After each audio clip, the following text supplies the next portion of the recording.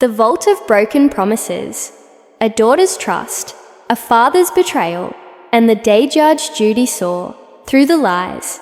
The air in the television studio was cold, sterile, and thick with a tension you could almost taste. A stark contrast to the heated, emotional war that was about to unfold under the piercing gaze of the most formidable arbitrator in America, Judge Judy. This wasn't just a case about property or money. This was a familial earthquake. A story of a daughter's desperate trust and a father's calculated deception, all set to explode in a courtroom where every word felt like a spark near a gas leak. The plaintiff, a woman named Dana Ferguson, sat with a posture of wounded defiance, her eyes glistening with a mixture of hope and profound hurt, while her father, a man named Frank, exuded an aura of practiced calm that seemed to mask something much darker and more complex. The bailiff's voice echoed, the cameras focused, and with a gravitational pull that immediately seized the audience's attention, Judge Judy began, her voice a scalpel, ready to dissect the truth. "Ms. Ferguson," she stated, her tone direct and unnervingly calm, "this is your father." Dana's response was a quiet, almost fragile, "Yes, ma'am, Your Honor." A simple affirmation that belied the storm of history between them. The judge continued, cutting to the very heart of the matter. "And you claim that your father has some valuable pieces of antique and paintings that belong to you." "Yes, ma'am. Yes, Your Honor," Dana affirmed, her voice gaining a sliver of strength, a testament to the righteousness she felt in her cause. But then, the narrative pivoted as Judge Judy turned her attention to Frank, introducing the counter-argument that would form the central clash of this drama. "And he said that he made a loan to you. Is that right, sir?" Frank's reply was a confident, "Yes, ma'am," as if this single fact invalidated all of his daughter's claims. "One of many that he's made," Judge Judy noted, subtly painting a picture of a long, complicated financial relationship. "But the last loan was $2,000. When was that made, sir?" Frank, precise and unflinching, provided the date like a man reading from a business ledger, devoid of any fatherly warmth. "That was made on May 23, 1995. The judge then connected the two threads, creating the framework of Frank's defense, and that these things were given as collateral for that loan. But before Frank could confirm, Dana's voice cut through, laced with a pain that was visceral and raw. "No, Your Honor." It was a denial that seemed to come from the very core of her being. Judge Judy, her eyes narrowing slightly, sought confirmation from Frank. "Is that right?" "That's right," he stated firmly. And again, Dana's voice, stronger now, filled with the fire of injustice, rebutted, "No, Your Honor." A silence hung in the air for a moment, a vacuum waiting to be filled with a story. "Okay," Judge Judy said, a master conductor ready to hear the symphony of discord. "So why don't you tell me how your father came into possession of your things?" "And so," Dana began, her words tumbling out in a nervous, emotional rush, painting a picture of a time of crisis and vulnerability. She described purchasing a home, a milestone of independence, which immediately turned into a nightmare. "I rented a truck," she explained, her hands fidgeting slightly. "The truck broke down." She then revealed another layer of her life, a caring, demanding responsibility that showed her character. "I took care of an elderly stroke patient. 6 days, 6 nights. The pressure was immense. The clock was ticking, and she was, as she put it, out of time, out of desperation. She had rented trucks before, but this time was different. This time she was trapped. In that moment of utter hopelessness, she turned to the one person a child is supposed to be able to rely on, without question, her father. "I asked him. He agreed," she said, her voice softening with the memory of that fleeting relief. "He owns a trucking company." It seemed like a miracle, a lifeline thrown from the very person who had taught her to swim. But that lifeline became an anchor, dragging her possessions and her trust into a deep, dark abyss. "I never saw my things again," she concluded, and the finality in her voice was devastating. But Judge Judy was not one to be swept away by emotion alone. She was a detective of human nature, and she immediately spotted a crack in Dana's story. "That's not what you're saying in your complaint, madam," she interjected, her voice sharp with rebuke. "That's not what you're saying in your complaint. You don't say that you didn't get any of your things. You say some things were missing." It was a crucial distinction, one that hinted at either a faulty memory or a less than truthful narrative. Dana, flustered, tried to clarify. "The things that he took from his truck, I never received." The picture was becoming murkier, the clear lines of victim and villain beginning to blur. Judge Judy then gave the floor to Frank, a man who had been waiting patiently, his demeanor that of a reasonable businessman, unfairly accused.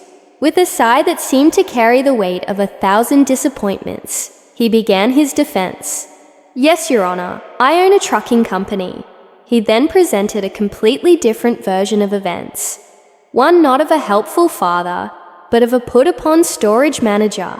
Dana lost her house in Woodland Hills, or Agora Hills, or she got thrown out. The casual uncertainty about the location of his own daughter's home was telling, a detail that dripped with emotional distance. "She asked me to store this material," he stated, framing her plea for help as a simple business request. "I had stuff in my warehouse for over 3 years."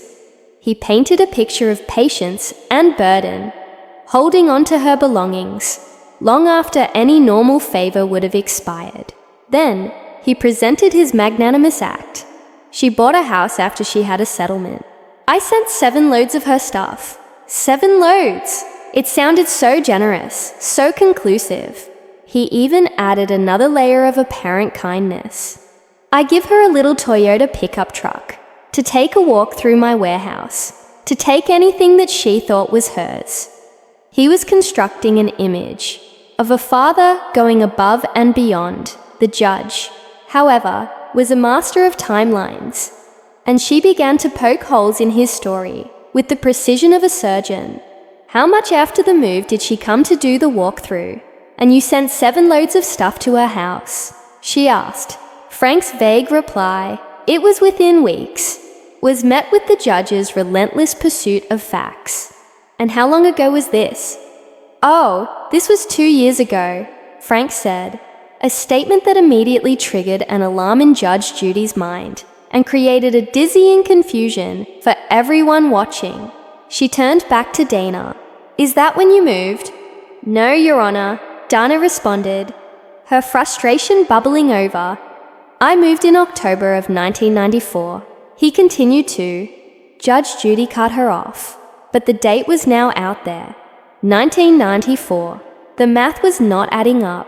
"Just a second," the judge commanded, her mind working through the chronology. 1994 is when this happened, so we're now talking 4 years ago. Almost. Right. 4 years. Dana confirmed. "Yes, Your Honor." The timeline was a tangled mess. If Frank had sent 7 loads of her stuff 2 years ago, what had happened in the 2 years between her move and his alleged delivery? The foundation of Frank's story was beginning to look shaky. Judge Judy then zeroed in on the $2,000 loan, the linchpin of Frank's entire defense. "Now, when did you borrow $2,000 from your father?" Dana confirmed it was May 23rd, 1995, a full 7 months after her move and the disappearance of her belongings. This was the critical moment, the point that defied all common sense and emotional logic. Dana, her voice trembling with a mixture of shame and disbelief, explained her mindset at the time. "I was under the impression he would still relinquish all of my items to me. I had no inclination that he would ever." She paused, and the next words came out as a heart-wrenching cry of betrayal. "What father would steal from their daughter?" it was the central, agonizing question of the entire case. A question that spoke to the very foundation of familial trust. Judge Judy, ever the pragmatist, reframed it. Hey, just a second. He's not suing you. You're suing him. But the emotional truth of Dana's plea hung heavily in the air. The judge, perplexed, articulated what everyone was thinking. What I want to know, madam, is why. If he had your stuff in 1994, and you didn't get your stuff in 1994, so you were angry, I assume, right? Dana's response was not one of anger, but of manipulated hope. You know what? I wasn't angry. He kept telling me that I would get it. He couldn't get a truck. I kept offering trucks. It was like one excuse. You don't know this man. One excuse after another. She was describing the classic behavior of a manipulator, stringing her along with empty promises, exploiting the very bond that should have been sacred. The judge, still skeptical, pointed out the glaring inconsistency. Well, I don't know him, but you know him well enough. You borrowed another $2,000 from him. Dana's defense was weak, rooted in that same shattered trust. I didn't know him like that. I trusted him. Judge Judy pressed harder, her voice a whip of logic. Why, Ms. Ferguson? Why did you borrow $2,000 from him? Dana admitted it was out of necessity, but the judge demanded details, the specifics of the conversation that led to the loan. She walked Dana through it, recreating the fateful phone call. You called him up and said, I need money, right? The gavel's thud echoed, marking the gravity of the moment. And did he ask you what for? Yes, Dana said. And what did you say? Under the judge's relentless questioning, Dana recounted her plea, a desperate attempt to regain control of her life and her possessions. I said, well, after purchasing my home, I was in between jobs. May I borrow this? When you give me the rest of my stuff, I will, if I need to sell it, I'll sell it. And then, the most tragic part of her testimony. Because he had everything I owned, but I trusted him. He's my father. What reason would I not have to trust him? I wouldn't lie about this. There's no reason for me to. He's taken my whole life away. The raw pain in her voice was palpable. A soul laid bare for the entire court to see. It was then Frank's turn to present his version of the loan, and he did so with a narrative that painted him as a stern but caring patriarch, trying to teach his irresponsible daughter a lesson. It's not the first time she needed money, he began, dismissively referring to his 36-year-old daughter as an older lady. He recounted a previous loan of $3,500, which he claimed was repaid from a settlement she received from an accident. He spoke of his love for her, but couched it in terms of wanting her to grow up and take responsibility. He presented himself as a man with young children to provide for, subtly positioning Dana as a rival for his resources, rather than his beloved child. Then he described the $2,000 loan. She said, Dad, I need money. I can't make my payments on my house. I need $2,000. His response, he claimed, was one of tough love. I says, Dana, I will not give you any money unless I have something in collateral. He set the scene of their meeting at a restaurant, with his nephew and one of his younger children present, as if to provide witnesses to his reasonableness. He described giving her a mix of cashier's checks and cash. And then came the crucial detail. She went out her car, unloaded the stuff into. Judge Judy pounced. Unloaded what stuff? Frank clarified. Stuff. I mean, she had a statue. Some paintings rolled up. He claimed he took them purely as collateral, not even knowing their value, solely to instill in her a sense of responsibility. It was a story that, on its surface, sounded almost noble, but then, the case took a dramatic legal turn into the realm of potential crime. Frank alleged that while he was on a family vacation at Lake Mead, he received a panicked phone call. The caller was his stepson, a young man named Mark. Frank explained that Mark and his fiancée had come on the trip, but had to return home early because she fell ill. The story Frank then told was one of home invasion and violence. I get a phone call that Dana, her boyfriend, and his boyfriend's mother broke into the house. Judge Judy, needing to hear from the eyewitness, called Mark to stand. Mark, nervous but clear, corroborated Frank's story. He described being at home, hearing a knock on the door, and finding Dana and her boyfriend there. She wanted to come into the house and get her stuff. Mark stated, "I said, I know nothing about this. My stepfather Frank was on vacation. You'll have to wait until he gets back." He then alleged that when he tried to close the door, they pushed the door in, pushed me to the ground, roughed me up a little bit, came in and started taking things. He claimed he yelled for his fiancée to call the police, who arrived and stopped them from taking the property. It was a damning account, painting Dana not as a victim, but as a criminal. Judge Judy turned to Dana, her expression severe. "Does that sound familiar to you?" Dana's response was a desperate, "Your Honor, it's twisted." But she admitted the core fact. "Did you go to the house when your father wasn't home?" "Yes," she confessed, though she claimed she was instructed to do so by my mom. Judge Judy brushed that aside with a wave of her hand. "I don't care what your mom told you." The act of entering the house without the owner's permission, regardless of the reason, was a serious transgression. Dana, in a moment of pure, frantic despair, revealed her tragic reasoning. "I wanted them to arrest me, because then somebody would defend me. Somebody would have seen that all my things were there." It was the cry of someone who felt the legal system had failed them, who believed that only by becoming a prisoner could she prove she was a victim. Just when it seemed the case was turning irrevocably against Dana, a new witness was called, a man named Oscar, who identified himself as Dana's boyfriend. He was there to challenge Frank's narrative about the collateral. He revealed that he and his family had actually pooled together the $2,000 to repay the loan, to free Dana's possessions. He never wanted to collect the $2,000. Oscar stated firmly, "My family and I collected the money. I tried to get in touch with her father, and he refused to get her things back." This was a bombshell. If true, it meant Frank never intended to return the items, collateral or not. He was, according to Oscar, holding them hostage. Judge Judy, however, was immediately suspicious of Oscar, connecting him to the alleged break-in. "Are you the one who broke into the house when he wasn't home?" she demanded. Oscar passionately denied it. "I did not break into the house, Your Honor. I was not in his house. I was at the door with her." He claimed Mark had allowed them into the corridor, and that a struggle ensued, only when Mark became aggressive. But Judge Judy was having none of it. "What right do you have to be in his house?" she repeated, her voice rising with impatience.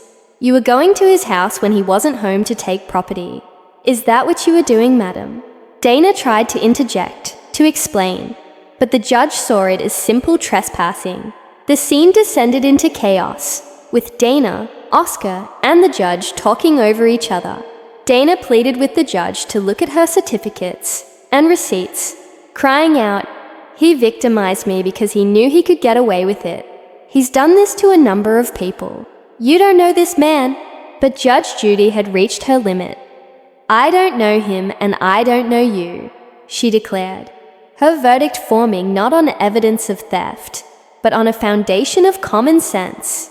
"All I know is the story that you're telling me doesn't make sense. It doesn't make sense that your father, who you asked for help, took your property and stole it. And after he stole your property, you called him up and asked him for money. He lent you money and he wanted collateral, and you gave him collateral. And then when he wasn't home, this makes sense, when he wasn't home, you, your boyfriend, and your boyfriend's mother went into the house without his permission. In a final, crushing blow, Frank revealed that he no longer even had the collateral. When asked if he still had the items, he callously replied, I sold it to pay the doctor bills. He had liquidated the very possessions that were the subject of the lawsuit. The items he claimed were mere collateral for a loan he never intended to collect. With that, Judge Judy rendered her judgment. She believed Frank about the loan and the collateral. She did not believe Dana had proven her case of theft. "I am not convinced, madam, that he stole your property," she said to a devastated Dana. And to Frank, she gave a verdict that felt like a victory for him. "And sir, you have the collateral. Do what you want to do with it, that's all." The gavel fell, its pound echoing like a tombstone, slamming down on Dana's hopes. The case was over. Frank walked away, legally vindicated. Dana was left with nothing but the shattered pieces of her trust and the cold, hard reality that in the eyes of the law, her father's story, however flawed, had made more sense than her pain. Lesson for the listeners and viewers. The tragic case of Dana and Frank Ferguson serves as a stark and painful lesson about the dangerous intersection of family and finances. It teaches us that blind trust, even in a parent, can be a terrible vulnerability when money and property enter a familial relationship. Clear agreements, written documentation, and professional boundaries are not signs of distrust, but essential tools of protection. This story is a cautionary tale that underscores the importance of standing on your own 2 feet and the profound risk of remaining financially entangled with family members who have shown a pattern of manipulation. Sometimes, the most responsible and self-preserving act is to sever toxic ties, no matter how deep the blood connection runs, because the cost of that connection can be your entire sense of security, your cherished possessions, and your peace of mind.